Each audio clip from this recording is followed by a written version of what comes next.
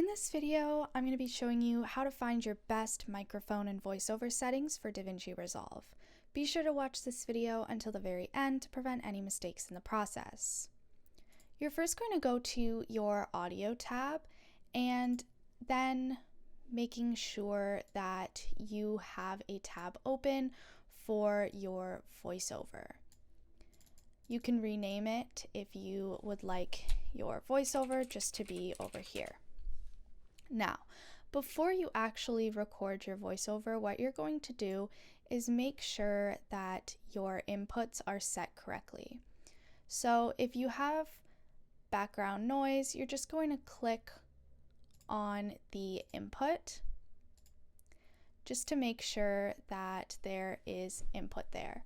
So if I actually wanted to record on audio 1 and I have an input, I'm just going to click on input and then make sure that this is